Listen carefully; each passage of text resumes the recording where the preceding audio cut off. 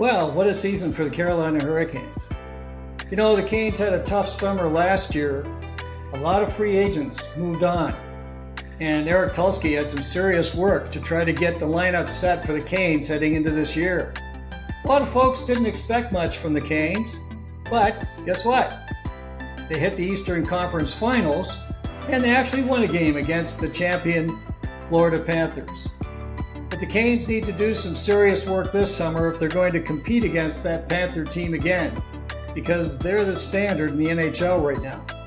And of course, the Panthers did great work as well this summer, re-signing Sam Bennett, Aaron Ekblad, and Brad Marchand, actually to 6 years. That's quite a story. So that they're going to be tough, and they are definitely going to be the favorite. So Eric Tulsky and crew had their work cut out for them this summer. We talked about the fact that Tulsky's got lots to work with this year. We mentioned in our last podcast that he has $28.4 million to spend and 20 of 23 roster spots set. He was in a situation with 29 draft picks over the next 4 years, including 6 firsts. He had some top prospects. We talked a little bit about Scott Morrow and Bradley Nadeau, who are on the top prospect team in the AHL. Quite a feat, because there hasn't been an NHL team that's had 2 players on that prospect team before. So the Canes in good shape. And finally, we mentioned that, hey, a lot of the Canes are signed for future. Key Canes are signed for future long terms. And we talked about Svechnikov, Aho, Jarvis, Slavin, and even Kotkaniemi. All of those guys on long-term deals. So lots to work with. So as we headed into the draft, a lot of anticipation for the Canes. I'm wondering, what was Eric going to do this year? So the draft, that was interesting too. And Aaron, what did you see in the draft? Well, I had a couple thoughts about the draft. First of all, I was one of those people who thought it would be interesting to sit through the decentralized draft. And so I actually watched the first day. And by watched, I mean I had it on in the background, because as everyone who did watch it knows, it became an agonizing bit of non-entertainment television. So even though a lot of the GMs really liked it, they liked being able to sit around and discuss players and prospects openly. They liked being able to have those conversations without worrying that the guys at the next table were listening in. And they liked not having to do the travel and then turn around and come back in time for free agency. I think for the viewers, there's going to have to be some changes made to how they do that. As far as the Canes go, they did get all the way down to their first round draft pick, and as most of us anticipated, they traded it for more picks in the second round. To me, the most interesting and surprising pick, if you want to go with that, is Charlie Cerrato. I hope I'm saying his name correctly. Yes. Yes. The young centerman from, who is an overager. He's 20 years old. He's still in college. He's going to go back to college probably this year. I like the pick because I think that you have a player here that, if he pans out, and this is always a big if with anybody, second round or beyond, you could have somebody who comes in like a Jack Drury, who was also a second round draft pick. Yeah. Or even Jake Evans in Montreal, who was a college pick who took a long time, to finish school and get into the league.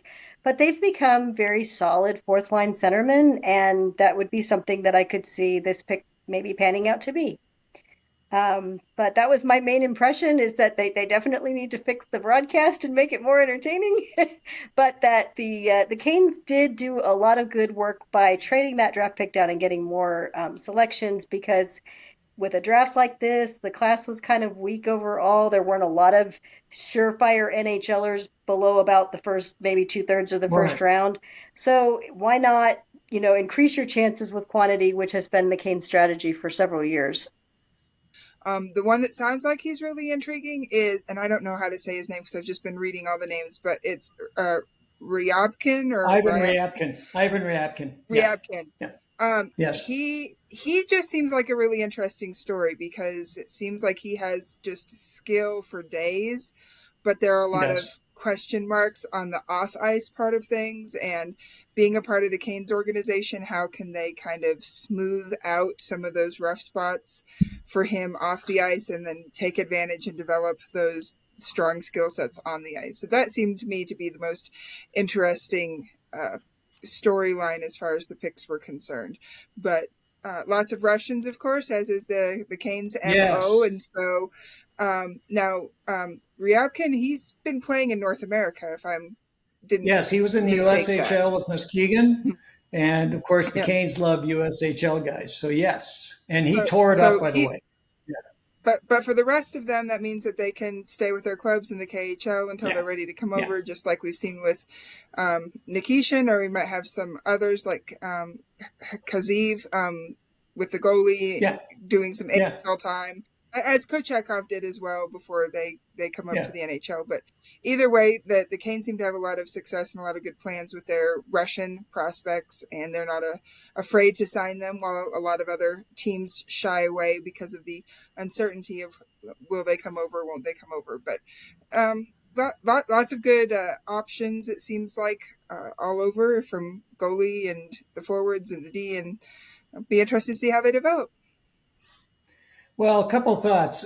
First of all, on Ryabkin, I had mentioned Ryabkin as a wild card even at 29. So I was all over Ryabkin before we got him. Actually, Corey Primeau, who writes for The Athletic, said this about Ryabkin.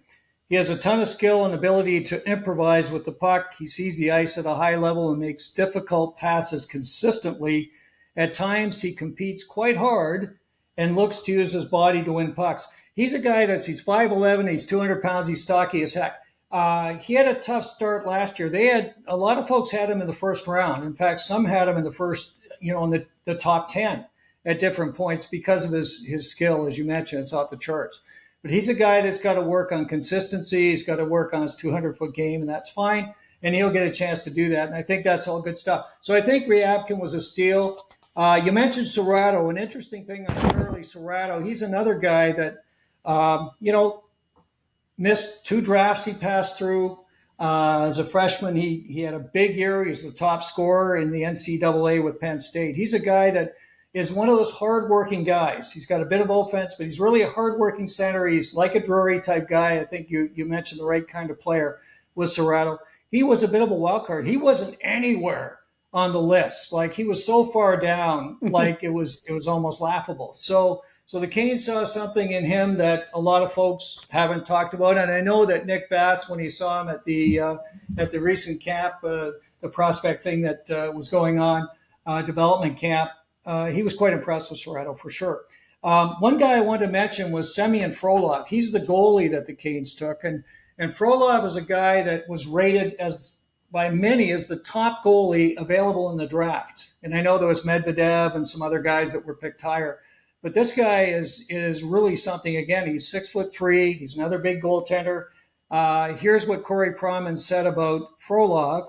He's a clear NHL athlete with decent size and exceptional lower body quickness to make a lot of difficult saves. He's never out of a play with how quickly he recovers and is able to get across the crease. So he's a guy that getting some excellent words from Primeau, and for sure, he's got raw talent. So again, the Canes are stealing these players. In many cases, they were rated lower down, and we know the story about the Canes and their Russians. One other Russian they took, just to kind of wrap up the Russian side, was this guy, Kurban Limitov. You might have seen him. Again, 6'3". He's a 200-pounder. He skates like mad. He's another one of these huge defensemen. And I know the folks at the development camp said, how many big defensemen do we have? They're huge. So he's another one. And again, he's a guy that looks like he's got a potential future with the Canes. Now, I want to mention one crazy one, because we picked at 221 a player called Filip Ekberg, a Swede. Was playing with the Ottawa 67s last year. Ekberg's a smaller player, 5'10", 165. I had been watching through the draft, and people were coming up in the third round and said, where the heck is Ekberg? Why isn't he drafted? Like, what's going on? And here we are, we get him at 221. And here's what Primeau said about Ekberg. He was named the MVP of the Under-18 World Championships and was a big reason why Sweden won a silver medal. He's a superb, skilled winger. He makes highly difficult and creative plays with the puck often. He's a great playmaker with a good shot who projects to run a pro power play. this guy is a heck of a talent. Okay, and we get him at 221. Unbelievable. I saw some So yeah, people on X, yeah. yeah. I mean, he They couldn't seriously understand why he again. fell so low. When you look at where we started with a 29th pick and then not anything till late in the third round, and Eric volleys that into 3 second rounders and a high third round pick. So it's just these guys are magic. He and Darren York, I think, they really do a clinic on this thing. And so I was out of a kind of a what I thought was going to be a boring and disinteresting draft. It turned out to be kind of fun. And of course, the cupboard is jammed, as we've talked about many times with the Canes, and they added some more players with some outstanding skill. So great job done by the Canes. But that's futures, and we've got a little bit more interest on what's going to happen with this coming season. And here we go into free agency, trades. And it didn't take long before the free agency luster kind of went away. We had talked a lot about Mitch Marner. He was never really a factor for the Canes. As it turns out, he wasn't interested in Carolina at all. He was only interested in Las Vegas. So the top dog was gone, and then very quickly, one of the other guys who might have been of interest, Brock Besser, signed with Vancouver. So all of a sudden, you're getting into a group of free agents that aren't too exciting. And on the blue, Ekblad was gone, Provorov was gone. I mean, quite frankly, it was a boring look at free agency. So there we go into free agency, and the first thing, of course, the Canes had to deal with was their own. And what did we think about that? Katie, what did you think about the decisions made by Eric on the existing Canes free agents? Well, I think most Canes fans will agree that it was time to move on from Burns and Orlov, and they went off and signed their deals with the Avalanche and the Sharks, respectively. So it will be interesting on a personal level to watch Burns next season and see what he looks like, because it'll probably seem like almost a totally different player. His role will be different. There's no way he is going to be a top line player with the Avs having Makar and Taves. So it will be very interesting to see how that goes. And congratulations to Orlov on getting his nice bag with the Sharks and being a mentor to some of those young guns over there. But with those two gone, the one that I was really excited to see come back as far as the UFAs was Eric Robinson. He just worked his tail off for the Canes, and he was very solid for them no matter what role they put him in. I mean, he started the season for a while up there on that line with KK and Natchez, and they were the top line for the Canes for a long time, and he really brought a lot of that balance and grit to that trio. And then when it came time for him to play a lesser role, whether it was fourth line or wherever he was put, he did that well too, and he just put his head down and brought his lunch pail to the rink every night and did what he needed to do. And I think the Canes really appreciated that and saw the value in that. And so I'm happy they have extended him and brought him back, because you need those types of players to make a deep run in the playoffs. And they needed him this past season for that, and they'll need him again for future playoff runs. Aaron? Oh, agree absolutely. And one thing that people will want to pay attention to or bear in mind with Robinson is he's signed for 4 years at 1.7 million. And with the new collective bargaining agreement, if I'm not mistaken, I don't have this in front of me, but the league minimum is going to rise to the $1 million mark, fairly quickly over that as that collective bargaining agreement comes into force. So you're talking about a player who, they're getting at an incredible value with the rising cap for 4 more years, when some of those numbers are going to kick in, and you're going to see players making more than that to play fourth line roles. So that was a good bit of work. The other free agent that I really am happy to see come back, even though he will probably be mostly with the Wolves, is Juha Jaska. I think that he, even though he only came into a couple of games with the Canes, that player has just an incredible work ethic. Another one of those that you just watched him from the get-go and said, well, this guy's a Canes player. He belongs in this system. So somebody, again, that they can have as a potential call-up, somebody that they can bring in. And then I think they did a good job with another player as well, that would be Tyson Jost. So yes. Love him. I love him. Well, Katie, you had I had mentioned this on X. You were very strong in our last podcast about Tyson Jost being somebody you really wanted brought back, and I think it was great that they brought him back too, because I honestly believe he should have played in the playoffs. He should have been brought in at different times, and I think he definitely had earned the right. And at the end of the season, that fourth line was really clicking with him on there, and I thought he did a great job. So it's good news. Right on with Robinson. Come on, that's a steal.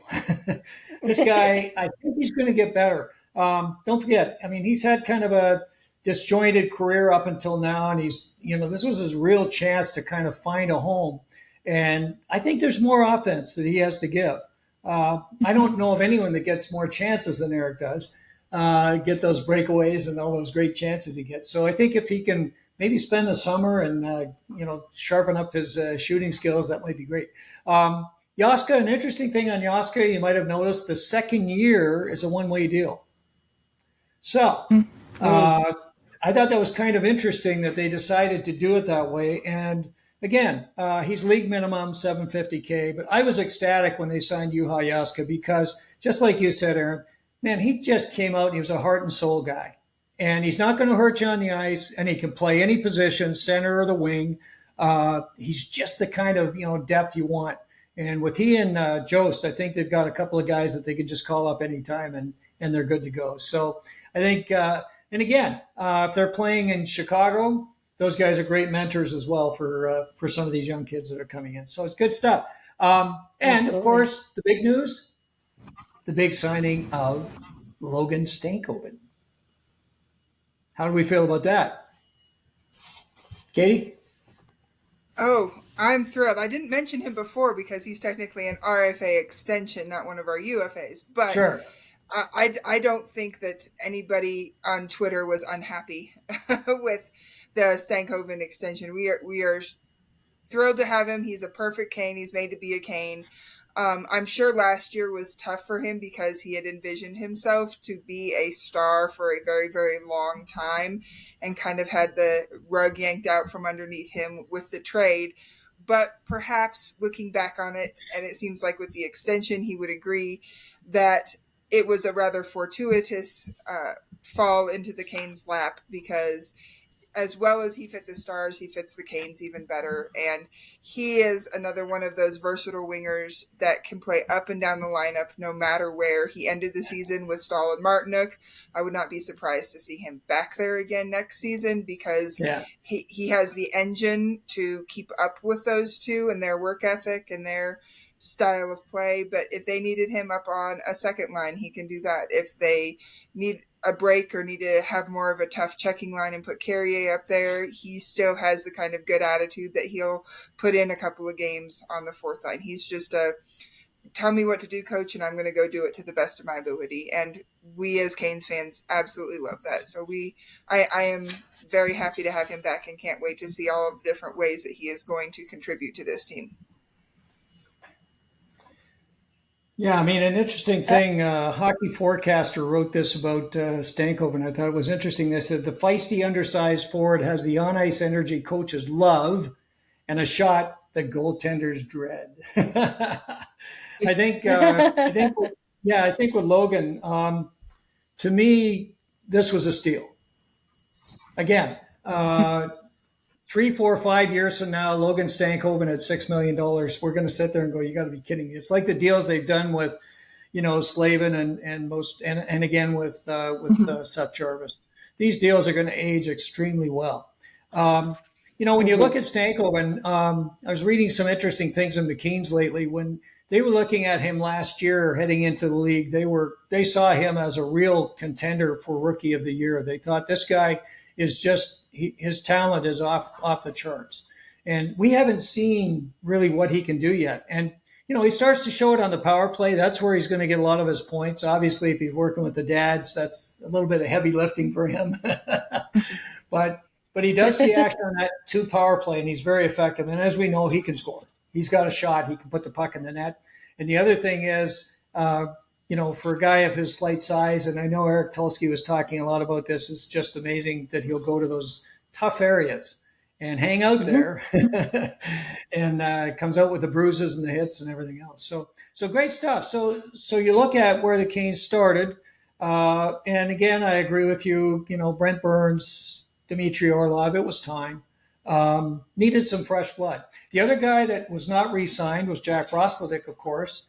Roslovic right now is rumored to go to the Maple Leafs, and apparently they're trying to figure out a way to get their dollars down on the cap so that they can make that happen. But I'm okay with Roslovic moving on. Okay, so while that was going on, they're obviously, getting the house in order on the Canes side. There were some things happening on the goaltending side. We had talked a little bit about this in our last podcast as well, kind of previewing this and saying they've got to get a third goaltender. Spencer Martin, and Tulsky said some good things about Martin. He was heading off to Russia to play with CSKA, I'll get it right, in Russia. So he was off on a 2-year deal, a good deal for him.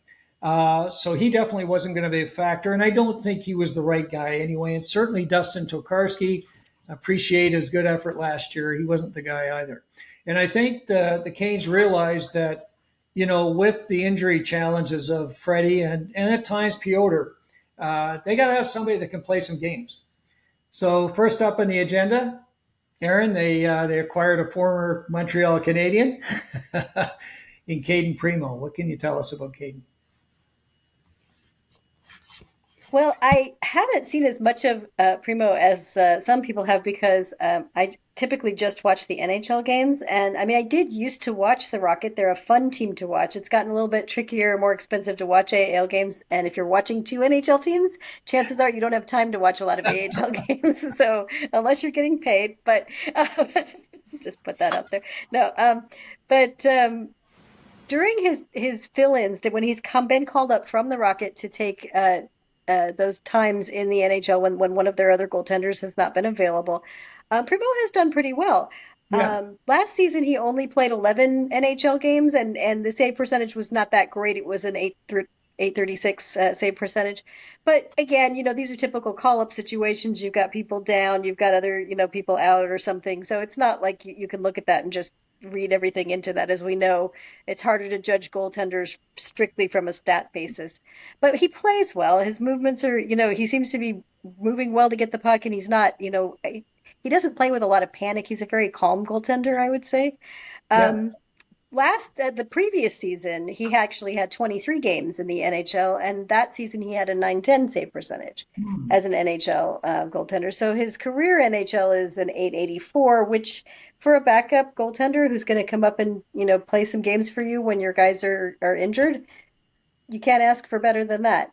And as far as how he'll do with the Canes, I can't help but think that because of the Canes' way of playing team defense, that those numbers are going to come up a little bit, that he's not going to be fighting quite as much to, there's not going to be as many high danger chances and so on, and that we've had that discussion as far as maybe that's not always a good thing. But I think for a goaltender like Primeau, that's not going to be an issue, and he's going to be just fine.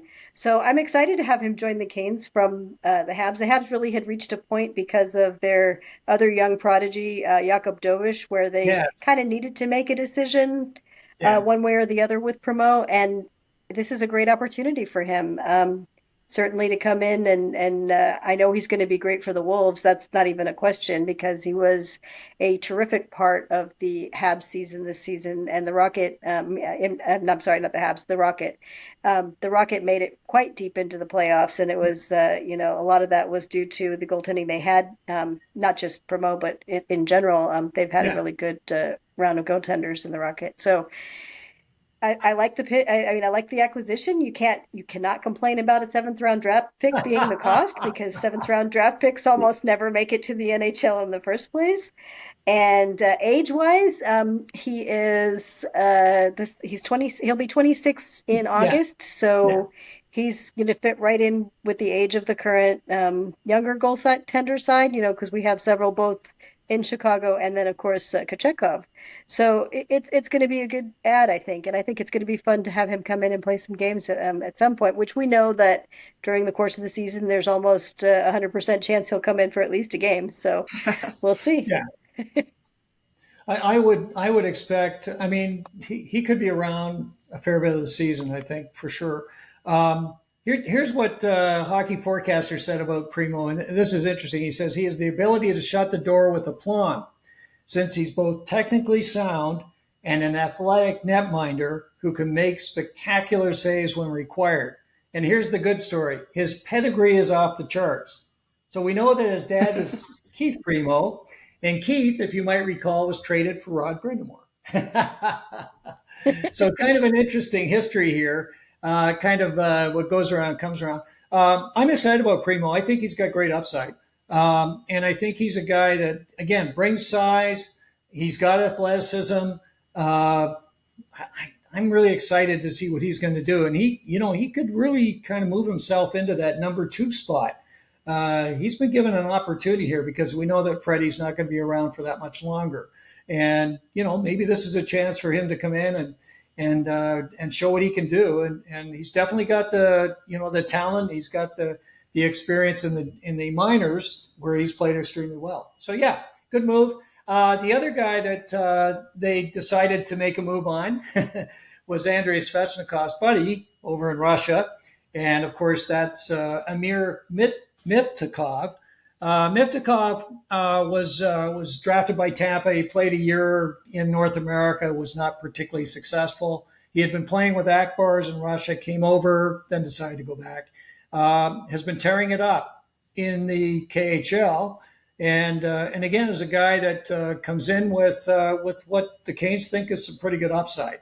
Now he's on a 2-way deal this year. My suspicion is if it doesn't go particularly well, he'll head back to Russia. So he's a veteran. He's 26, 27 years old. Again, same kind of thing. And so 2 guys, some more guys to bring into the mix. They think they've got upside. They think they can compete, certainly to be a third goaltender for the Canes and maybe do something in the future. So kind of exciting. And again, a little bit off the charts, right? Miftakhov is 25 and he's a 6-footer. So he's not a really big goaltender. So that's a little bit different for the Canes. Okay, now, so here we go. We've got our goaltending sorted out. We've sorted out the players that they wanted to sign with the Canes, but we still had some positions that we needed to get busy on with the Canes. 2C, of course, has been the Achilles heel for the Canes, and that was a big thing they were going to try to solve. They wanted a scoring winger, and we talked a little bit about this, and we had talked about some of the candidates, not much available. And then they wanted another D-man. They needed another D-man that could play in the top 4. So again, we knew we had lost Burns, we had lost Orlov, but we had Alexander Nikishin coming in, so that's good news. But we still needed another D-man to kind of round out the core. So what were we going to do?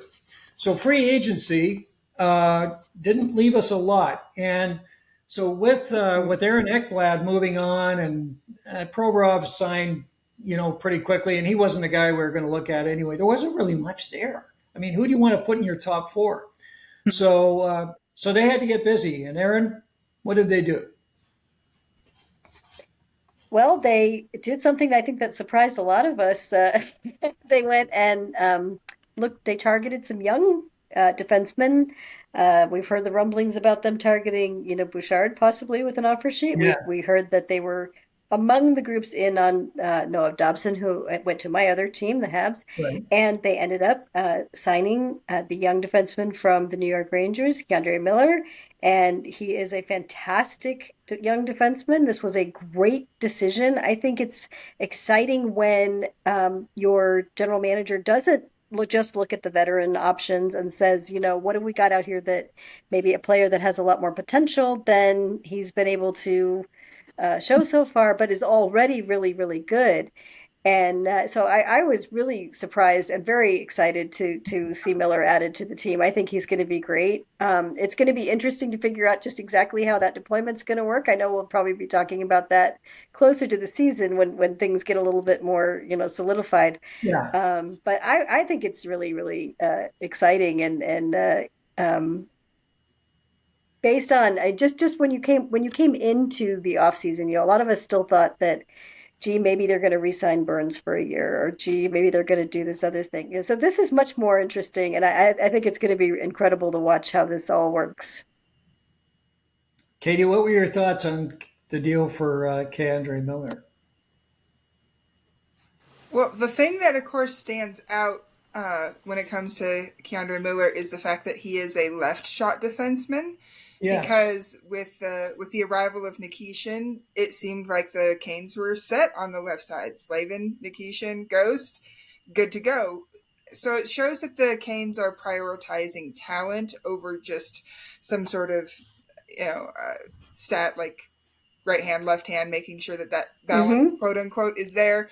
And so the question then becomes who plays on their left side if this is the final composition of the defense. It might not be. There might be something still going on.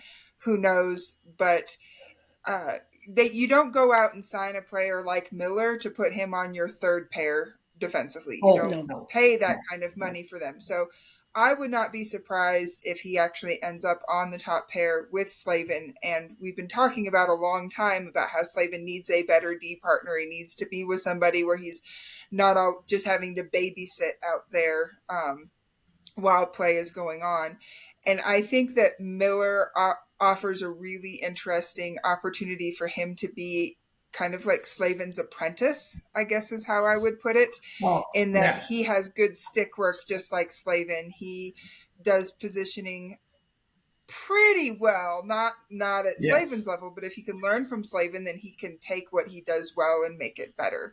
So I'm excited to see what he can do. And plus with Slavin behind him, it will allow him to open up his offensive game a little bit more. When you look at who he was paired with last season, he started off the season with Adam Fox, who is known for his offensive skill.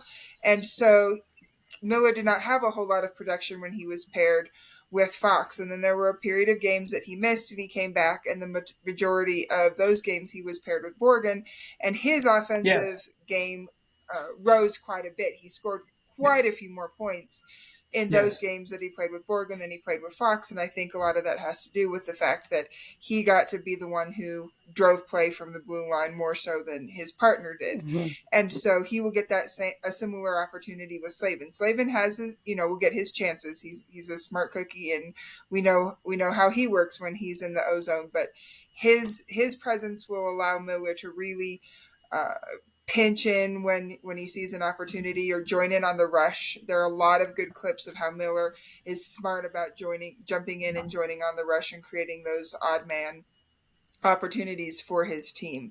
So it's definitely going to be something to keep an eye on. The Canes really believe in him. They would not have negotiated that 8th year, that trade, if they didn't believe that he was not only going to be a long-term solution, but a good, solid, long-term solution, whether top pair or third defenseman, the play driver on that second pair, regardless. So I'm really going to keep my eye on him because I find him very fascinating, and I'm looking forward to seeing how the Canes go about, I guess, rehabilitating a little bit of the regression that has happened for him the past couple of seasons, because that there is a star player in there, and just let Brind'Amour and company get their hands on him, and it's gonna be fun to see how he develops. Well, I know you had taken a look at some Hockey Viz charts and some other charts as well, Katie. Did you see anything that kind of jumped out at you in terms of Miller? Was there anything that, hey, that's interesting, or that's kind of cool, or whatever? Did you see anything on the charts that you thought was interesting? Well, yeah, like I mentioned, when he's paired with somebody who's a little bit more defensive minded, he really does have a good opportunity and eye for creating offense. There's the season summary chart for him that shows who Yeah. he was paired with more frequently and where his goals and stuff were. And so that was really cool. And then when you look at his offense, where his shots come from, the shot chart looks a lot like Brent Burns' shot chart, but from the left-hand side.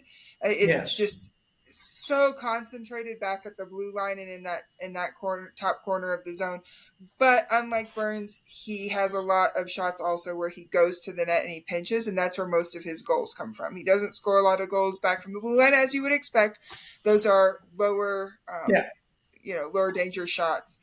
But when he does go towards the net and drive the net, he is able to get some more finishing in on those chances. And he had, I think it was 6 goals, 23 points, or 23 assists, and 29 points for the Rangers last season. I wouldn't be surprised if he exceeds that with the Canes this year because of the ice time and the opportunities he's going to be getting if he ends up playing next to Slavin. Well, a couple of years ago, 22-23, he was really on the right trajectory. He was starting to see his game really take off. And, of course, that's before Peter Laviolette came in and ultimately the wheels came off for the Rangers. But he had 9 goals and 34 assists for 43 points. So definitely a guy that can put up some numbers. He played almost 22 minutes a game. In 22 in the playoffs, he played almost 25 minutes a game. This guy's a horse. So, you got to like it when you've got he and Alexander Nikishin, who are 2 guys who are going to eat minutes. And both of them kind of bring a lot of size. So this is exciting. McKean's had an interesting thing to say at the start of the season when they did their review of the teams, and they said a rangy 6'5" defender who is an exceptional skater. Miller excels at using his speed and massive reach to shut down opposing forwards, to shut down the attack, often eliminating any threat against the Rangers' net. So again, as we've talked a little bit about, he's very good with his stick. He's very good in getting back. He looked like, I've seen a lot of highlights where he actually looks a little bit like Jalen Chatfield. He's one of these guys that has this enormous speed. There was some information from NHL Edge on his skating speed, and he's in the 94th percentile in top skating speed and 89th in bursts over 20 miles an hour. Now, by comparison, Burns was 53rd in skating speed, top skating speed, and 61st in bursts over 20th, 61st percentile. So way, way down. Orlov was 50th in both. So I think we're getting a guy that's going to bring a lot more speed to the mix here. And again, there's questions about Miller. Some folks are wondering about his ability to see the ice, his ability to get those breakout passes from his own zone. Some other things about, how he kind of reads the game and so on. We'll see how that plays out. But I think with the Kane style, and if he's working with a guy like Jacob Slavin, he can make some mistakes. That's no problem. So I think, like you, I'm very excited. Interestingly enough, when the deal was done, the NHL Network had a couple of guys talking about the deal. Stu Grimson, former Hurricane, and of course, also Tony Granato, who coached Miller at Wisconsin. Let's listen to what they had to say. I think we'll see better hockey from Keandre Miller and the net benefit that has to these Canes on the blue line. Absolutely, and I had the pleasure of coaching him at Wisconsin. Extremely talented, athleticism, can skate. The thing that is remarkable about him is he's got such a great reach, first of all, so it's hard enough to get by him. And if you do and you beat him, his recovery and his ability to adjust to with his skating ability is really at an elite level. Yeah. So, great defender. I think the one thing for him offensively, he's going to have an opportunity in Carolina to get some more important offensive minutes. I think Brind'Amour will tell him, hey, I want you to play more. I want you more aggressive in the offensive zone. And he has got a good shot and very talented offensively. So his numbers should go up. Okay, so the Canes, good start on solving the D. And they had a good start with this. So, of course, they actually went about and made another move on the defense, kind of quietly, and they signed Mike Reilly to a 1-year deal, a $1.1 million deal in free agency. This was all going on at the same time, so you had to kind of navigate between trades and free agent signings.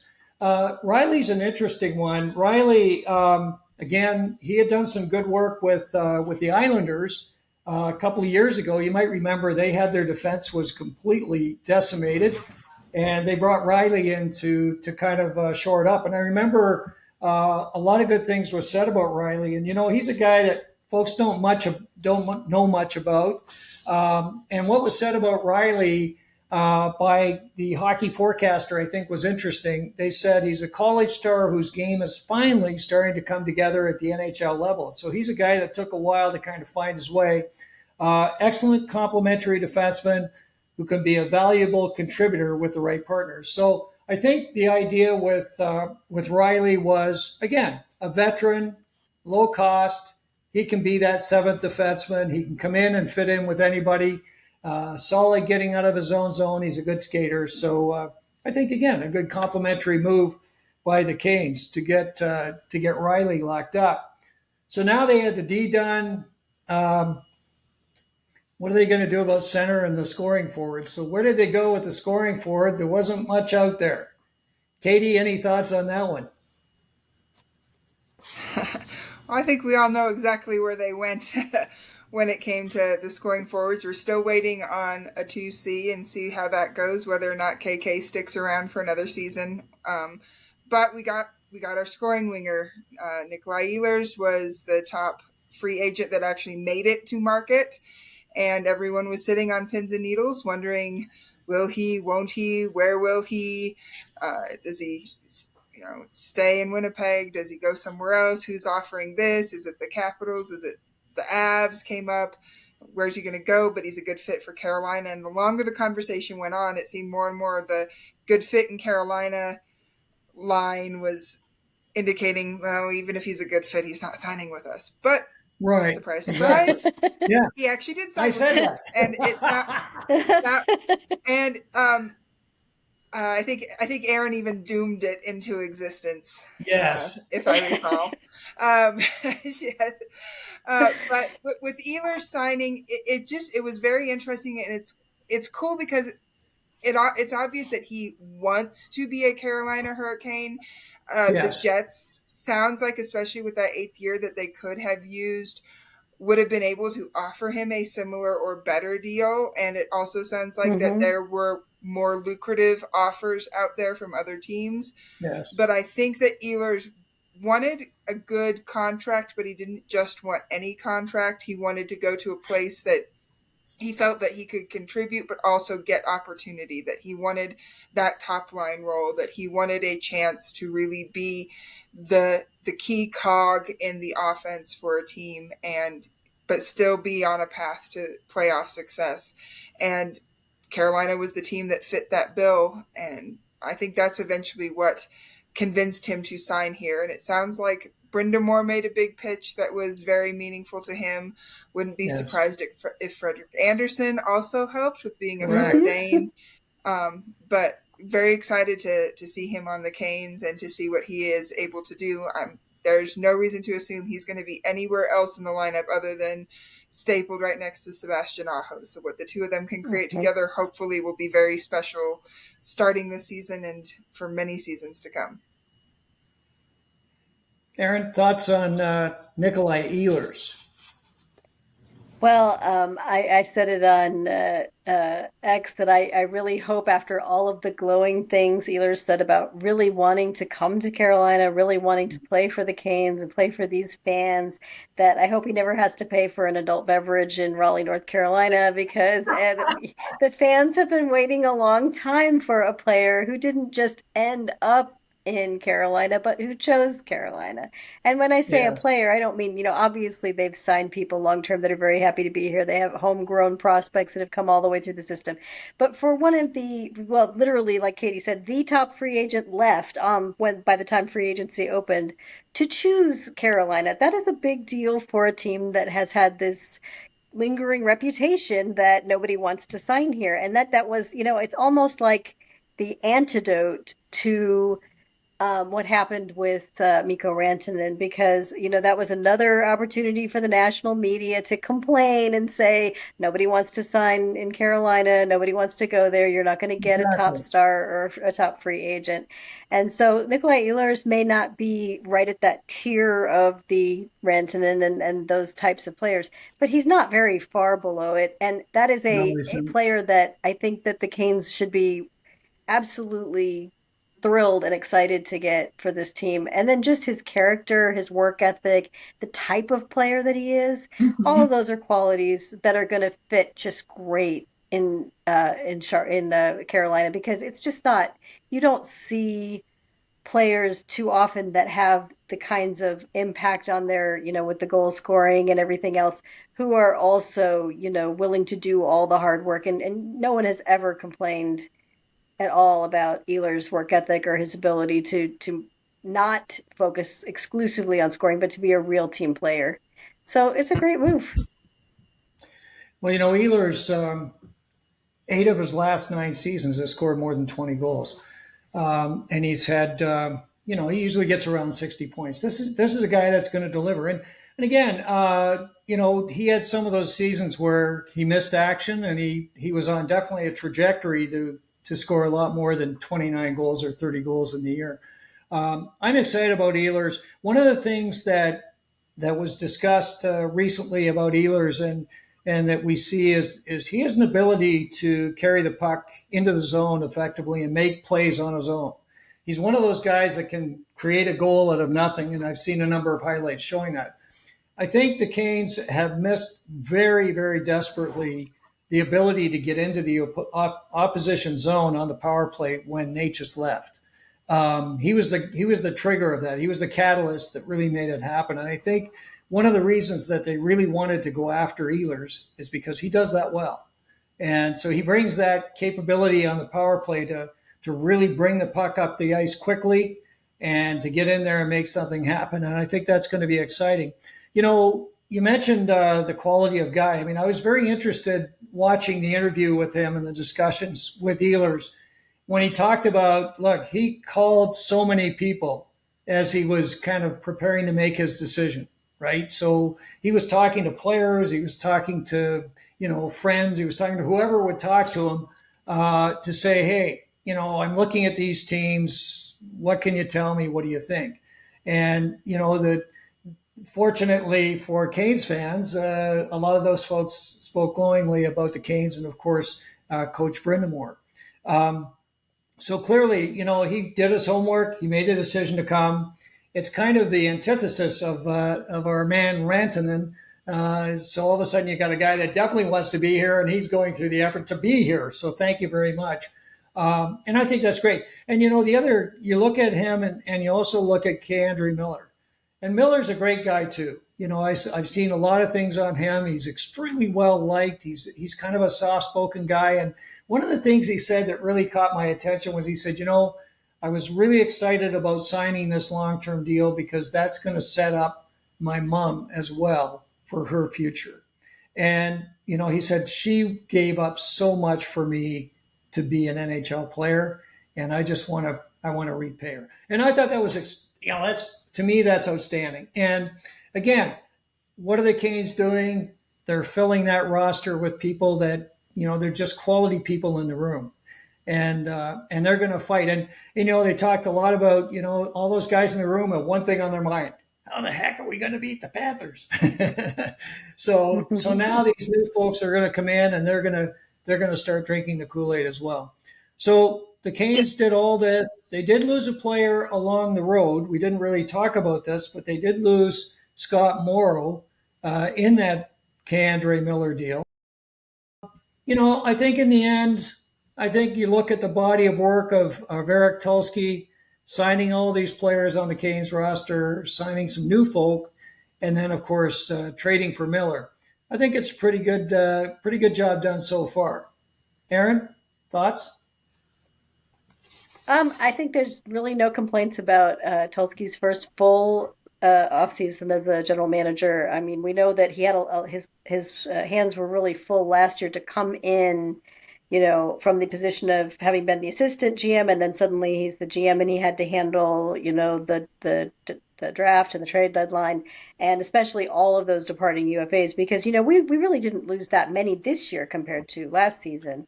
The number of players, and all of the juggling that was going on while he was also trying to negotiate with Jake Gensel. I know he got a lot of criticism for that. But this is the first offseason where he's really been fully in the driver's seat from the get-go. There was no transition, no handover, nothing like that. I look at this and say, you really can't give this any lower of a rating than an A, because, he's done a stellar job. And he's done it thinking outside the box a little bit, not doing the kinds of things that most general managers would do sort of as a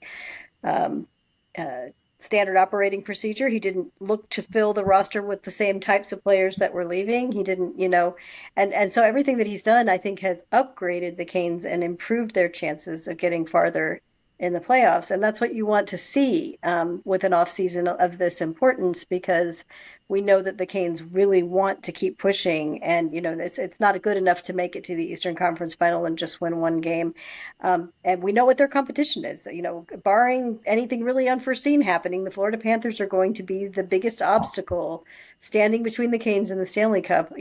For as until they reach the point where they can get past them. These are the kind of moves you want to see. You want to see the kind of moves that are going to give them the scoring, the defense, and just shoring up all of those areas that need to be fixed. So I love what's been done so far.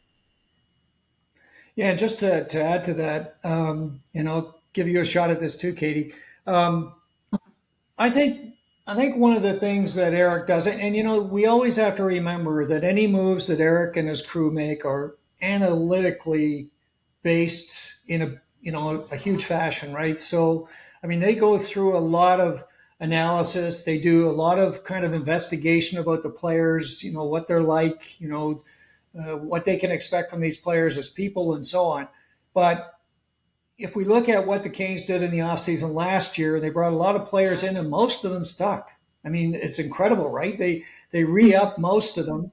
And they contributed extremely well and in a very fast fashion to the Hurricanes. So that if Eric's got his eye on somebody, it's very likely, other than the opportunistic deal for Rantanen, I think it's very likely that he's got his signature on it. And I think you're right with what you're saying, Aaron. This is his first chance to really do it.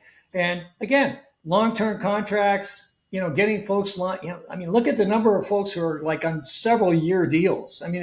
It's incredible. His work over the next few seasons is going to be pretty easy. He's got so many folks locked up, right? And it's quite a story. So, Katie, what did you think about Eric's work? Obviously, Aaron and I are pleased. What are you thinking?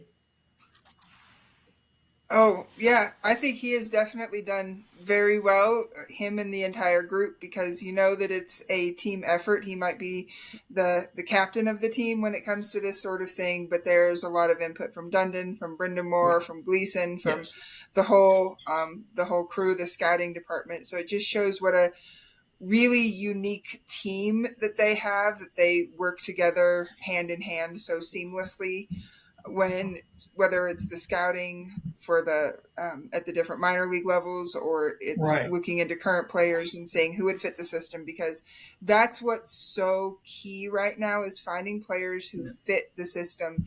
And the one thing that I know I personally have gotten caught up in before is worrying about players being too samey for the Canes. And I think there's some validity to that. But at the same time, Stankoven is a perfect fit for the Canes, but you can't say that he's super samey in the way he plays. You can make the jokes about, he's another short king or whatever. But the way he plays is not the same way that Jarvis plays, is not the same way that Jackson Blake plays. He is his own player with his own particular style. That is a Canes hockey player. And I think that Ehlers, we're going to be saying the same thing about him. He is a Canes hockey player. But what Ehlers is going to bring, I forgot to mention the Hockey Viz charts with Ehlers. What Ehlers is going to bring is that he will go to whatever part of the ice in front of the net to create chances. His shot spread is across the board. It is not concentrated in any one given spot.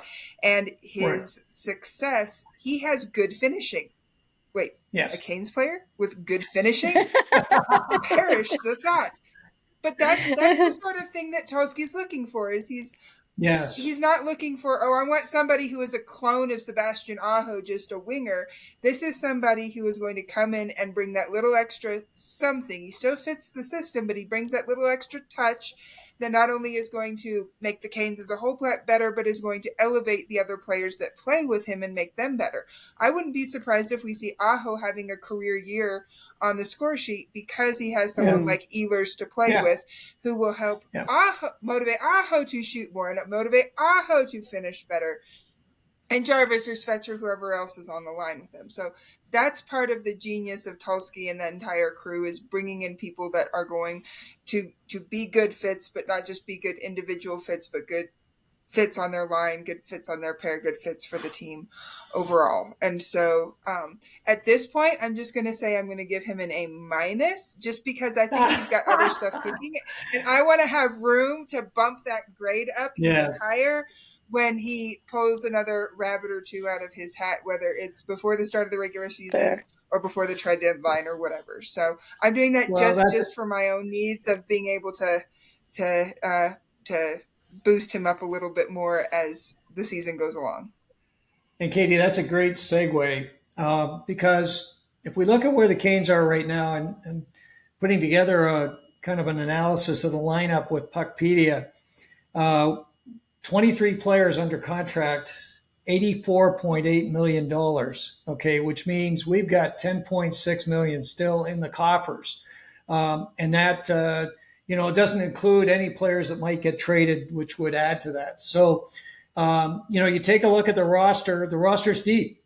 The roster, as I had it together, had William Carrier as the 13th forward, for goodness sakes. And, because you've got Jackson Blake, who's got to go down to that fourth line. So it's kind of crowded. And the D, 7 men on the D and 3 goaltenders, and you're still sitting there with lots of room to go. So what takes Eric and puts him up to that A+ side? We know that the discussion that has been raging for so long is, gosh, what are we going to do with that 2 center spot? So Eric's done great work getting the scoring forward. He's brought in, I think, a very exciting defenseman and given up very little, if you think about it. I mean, he gave up some draft picks, which we had picked up from Dallas, more or less, and he gave up Scott Morrow, who really, frankly, did not look like he was going to have a future with the Hurricanes. And I know that sounds kind of, challenging, but he just looked like he was going to be struggling to be a Cane, or certainly this year didn't have a spot. So, so there you are, and you've got that lineup ready to go. A lot of folks have been talking about, here's the move they should make, and this is the guy they should get, and we talked about Larkin and Thompson and McTavish and all kinds of guys. These folks aren't available. Don't even think about it. They're not leaving their teams because all those teams are, they're going to be pressing to do stuff. And if you were going to trade for them, you'd give away, a huge, huge amount. So where does that leave the Canes? It's kind of a tough place. And I know, kind of following it on X, people are tripping and falling all over the place. They're really struggling to try to find something that makes sense. What are we thinking about this? Aaron? Well, you bring up the discussions on X, and I know I've been kind of pulling my hair out a little bit here and there with some of them because there's a lot of fans that seem to think that Eric Tulsky can just drive over to the 2C store and load up the back of the truck. There's no such thing. I'm sorry to tell you, it doesn't exist. But the other thing is, like you say, Tom, a lot of these players are not available, especially not right now. No. The key for the Canes is going to be patience because they're going to need to wait until, like Katie was talking about, how important is it to have a player that fits the Canes? Yes. Not just fits the spot on the roster, but fits the Canes, And I've gone through some of these players with, back and forth in the discussions, and I've said, Tage Thompson, sure, he's a great player. He's absolutely a great player. He spent half of his games last season at wing because his defensive capacity is kind of not there. I mean, is he a disaster on defense? No, but does he play Kane-style defense? No. I think the answer to that is very clear to anybody who's ever watched Buffalo play a hockey game, you know? So those are the kinds of things where you're like, you're not going to give up. Here, let's fill a giant box with all of our best prospects and draft picks and throw in a couple of roster players. You're not going to do that for a player like Thompson who isn't the perfect fit. Yes. As the season wears on, you have a lot of teams right now that want to replicate what the Capitals did in terms of a rebuild, and they think they're close enough to do that. So they didn't sell this summer. They're not selling their players because they really believe they're this close to making the playoffs and they want to get there. And, you know, there's too many teams in that list right now because statistically they can't all make it. So what's going to happen is you get between American Thanksgiving and the trade deadline. And don't forget, we have the Olympics in there too, which is going to change some things in terms of injuries and players maybe not being able to come back and play. So once we get through some of that chaos of the season, you're going to have some teams that look at their roster and look at where they are in the standings and say, okay, we're not going to make it. And now is the time to move some of these pending UFAs or make a deal for a pending RFA who isn't planning to sign long term. You know, we got maybe tough negotiations with a young player here and there. That's when the Canes are going to strike because, you know, Tulsky's got his eye on some targets for the Canes that probably aren't even on any of our lists. And he'll make those moves when it makes sense to make them. He's not going to make them ahead of time. Katie? I couldn't have said it any better. It's just a lot of patience, I think. And, you know, if we start the season with Kotkaniemi as 2C, then we start the season with Kotkaniemi as 2C. We got to the Eastern Conference Finals last season with arguably not as talented a roster as we are going to start this season with KK as the 2C. So if KK is the 2C, then great. I just hope that Brind'Amour leaves him as the 2C and perhaps gives him a little bit more ice, if not for him as much as for the other wingers, because we have so many talented wingers. Only 2 wingers can play with Aho. That's how the math works. Right. 3 forwards on the ice. Unless they want to play a 4-1 system, which even with Slavin back there is the one I don't think they are going to do, only 2 wingers can play with Aho, which means that 2 other wingers have to play with KK, and that still leaves an excess of really talented wingers because we are blessed with good wingers, especially young wingers. Sure. So just to give those guys, to give Spce or Stankoven or Blake or Hall, whoever, Robinson even has shown that he can play up there. Whoever it is, give them more time, give them opportunity to score, then even better. We'll be fine with KK's at 2C, and we'll evaluate where the team's at. As Aaron said, along the road of the season, along the journey, and then sometime between American Thanksgiving and trade deadline, if something has to change, then we'll have a clearer picture, not only of where the Canes are at, but where the rest of the NHL is at. Yeah, I mean, I totally agree. And you know, you look at a Boston, I mean, a lot of folks have looked at the Bruins. You look at a Boston Bruins squad, they've got Pavel Zacha, who would be an interesting ad. They've got Elias Lindholm. Could we bring him back to Carolina? You know, depending on how his game kind of tracks. He's been sliding a little bit in recent years, but maybe he'll get back on track. But those kind of guys could be the kind of players that could help. I know your target, Dylan Larkin, is always on the radar for us.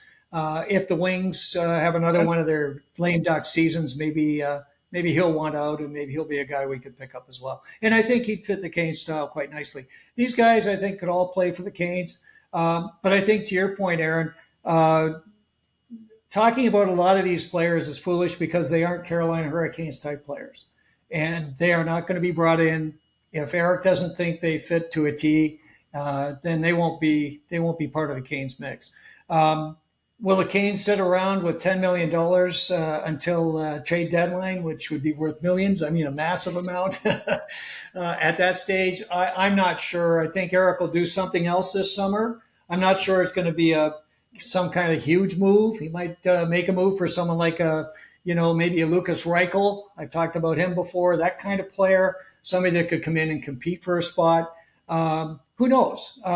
He's going to be out there. He's going to be trying to find somebody else he can bring in, and we'll see how it goes. But in any case, he's in a good situation. Once things start to turn for some of these teams, he'll be there. He'll be ready, and he's going to have the assets. He's going to have the cap room, and he's going to have the prospects and of course the draft picks to work with. So far, I mean, a great situation, and I think the team could very well start with Kotkaniemi. And I know, Aaron, you've talked a lot about KK and his good work 5-on-5.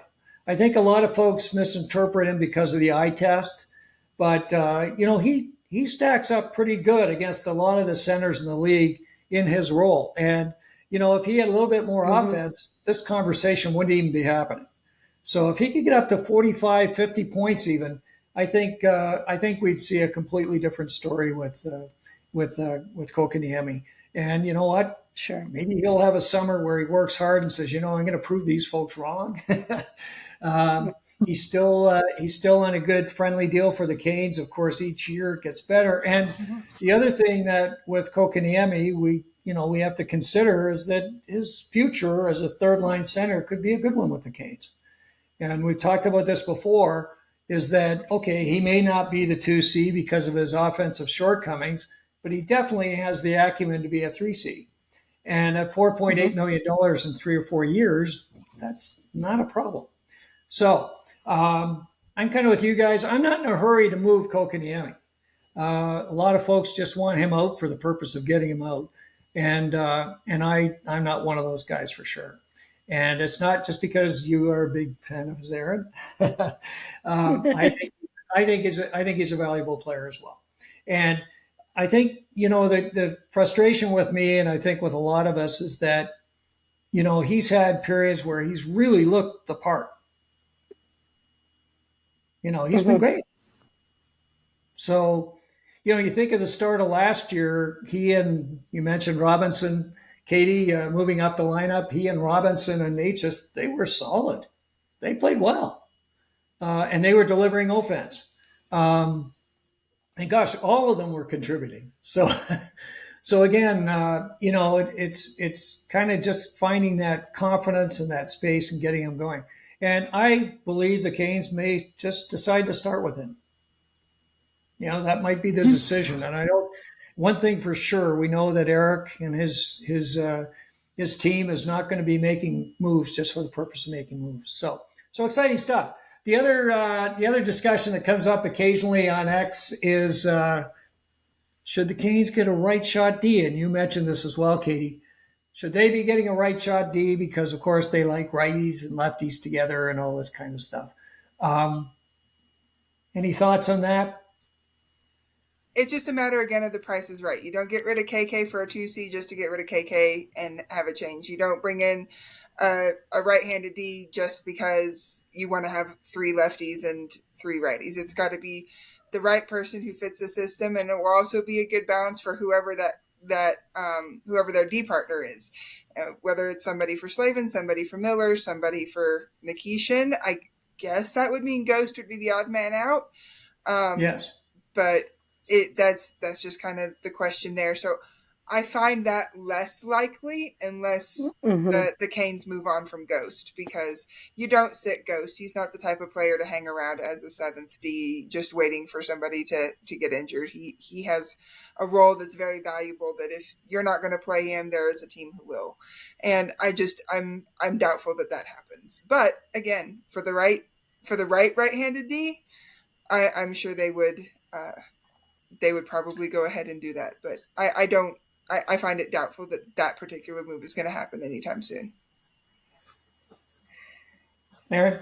I would agree with that. I'd agree with that because I think that's kind of what we're hearing in the discussions about Miller.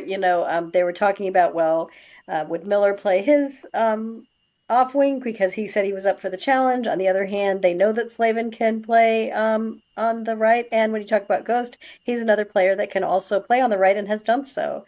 So yes. It's not like they don't have defensemen that can do this. I think that's one of those areas where it hasn't been Rod Brind'Amour's comfort zone to play a defenseman on his off wing. but it doesn't mean it can't be done. And so, that's something that the team might be looking at and saying, you know what, it's okay. We're gonna do this, and it's gonna be just fine because some of these guys have some experience playing on the right. So and I don't remember. I'd have to ask some of our Russian friends, but I believe that Nikishin has also played Oh on yeah, his he's right at played right times a lot. before too. Yeah. Yes, So, he has. and it's very common in Russia for a It is. player to play on the offside from his shot. So Yeah. who knows what they're exactly planning to do? They may try everybody and just see who fits best. So, but I don't see them, like Katie said, unless there was the perfect RHD fit for the Canes that was too good of an opportunity to pass up. And right now, I'm looking out there at who's available. I don't see anyone like that. So I don't think that they're going to be making a move in that area. They could Well, I surprise us, mean, but you know the names. I mean, it's Rasmus Anderson and Eric Carlson are the two names that come up the most. Anderson's not coming to Carolina, number one, no, and Carlson Anderson we don't wants want. Vegas. We don't need Carlson. So, frankly, No, those two guys, in my mind, don't make any sense. Quick not point for the on the Canes. No. No. no, not for the Canes. It took two quick points. One of them is that I don't know if you remember, but Brett Pesce played left side with Justin Falk. It's probably 4 or 5 years ago, before Falk was traded to St. Louis. And I remember watching those guys, and they were tremendous. Pesce was outstanding on the left side as a right shot guy. And again, a lot of teams do that. So it's not like the Canes are asking folks to do something which is completely and totally unnatural. One thing it does, and this is interesting, is that that left shot guy is going to have a better opportunity offensively because they can slide into the center of the ice very, very easily from that right side and get a great shot. So there's great opportunity on the offensive side because that's normally how it's done on the power play anyway. So it's good. So I think yeah, I think there's a real interesting opportunity here. A lot of those guys can play on the opposite side. And the other thing I was going to mention is that Shane Gostisbehere, interestingly enough, his analytics for last year defensively were his best. That was his best defensive year in the National Hockey League. And so, he's been working on closing his gaps. He's working on being more effective defensively. He even killed penalties at different points when we had injuries. You made me laugh there, Tom, when you were talking about increased offense as from a defenseman playing on his off wing. I had the Yeah. sudden thought, you made me laugh. Maybe this is how Jacob Slavin finally gets an Norris. There you go. Nice. Yeah. If he plays on his off wing and suddenly gets all these great scoring opportunities, he's got a Yeah. decent shot. Well, guys, we've covered a ton of ground here. And I think it's been a lot of fun, of course, to go through this. More to be done by Eric. I think it's going to be quiet for a while. I think a lot of the folks are heading off to maybe get a break after the madness of finishing the season, and then, of course, the draft and free agency and trades and so on. Any closing thoughts before we wrap it up? Aaron, closing thoughts? I think that the Canes have given us, reason to look forward to next season. I think it's going to be exciting to see how all these pieces fit together. I can't wait to see Nick Ehlers in a Canes uniform, and the same thing for K'Andre Miller. I think that he's going to be a great fit with the boys, and he's, especially given that he's right in the age with some of our younger troublemakers. It should be a lot of fun to see him fitting in the locker room. And it feels like an injection of energy that they needed. I think that, last season's team was very good. There's no question that they outperformed expectations. But like you said, some of the players that have moved on, it was kind of time for that sort of change to be made. And, I guess the only thing I'm still looking at is that, given how much everyone who was with the team last year contributed, I do hope that Jack Roslovic will find a good landing spot. He's a good guy too, and I hope he ends up somewhere good. So that's it for me. Katie? Yep. That pretty much sums it up from my point of view as well. I'm definitely going to be passing the time throwing out some data or some stats about different players, or asking, who do you think here, there. It's fun to interact with other Canes fans, and I really appreciate that community that we have over on X and all of the crazy ideas we like to bounce off of each other and react to news and that sort of thing. And so that will definitely help pass the time as we wait for the days to tick by and for the next piece of news to come to us. But other than that, just excited for what's to come every little bit, whether it's the training camp or that sort of thing. It'll be here before we know it. So just gonna enjoy the process along the way. Yeah, and of course, prospect showcase, training camp, and then of course the season starts. I look at some of the changes that have happened as the kind of season went along, and the Rantanen trade and everything that happened there, and I think so much about the fortune we have in getting Logan Stankoven. I got to tell you, I think he kind of typifies the Hurricanes in every way. And a guy that says, I wanted to sign a long-term deal right from the get-go. I mean, they asked him as he was heading off for his summer, and they said, would you like to get a contract done? He said, absolutely. I want to be here like forever. I mean, that's quite a statement. And now Nikolaj Ehlers, making a long-term deal and signing on to the Canes, and K'Andre Miller, 8-year deal with the Canes, and looking forward to a new opportunity in his life. This is all good stuff, folks. And in a world that's noisy and a lot of things that you don't want to hear going on every day, this is the good stuff we want to hear. And good people joining the Canes and continuing to build what I think is a first-class organization. So great summer so far. I mean, we'll be chatting again through the summer for sure as things unfold, but things will quieten down for a little while. We've had a hectic period throughout the season and certainly into the playoffs. But we'll be back, I'm sure, in the not-too-distant future. And again, for all the folks who've been watching or listening, of course, we're so delighted you would spend time with us. And as Katie said rightfully, we love to connect with those of you on X as well. Please reach out to us. If you have any comments, anything you'd like to say to the folks, to any of us today, please leave those in the comments section down below. If you like this episode, please press the like button. And of course, if you want to be alerted of future episodes of Storm Tracker and have a chance to hear the great insight of these two fine ladies and myself, please press the subscribe button and the bell, and we'll definitely make sure you're made aware of them when they're released. So, again, thanks so much for joining us, and we'll look forward to getting together with you real soon, right here on Storm Tracker.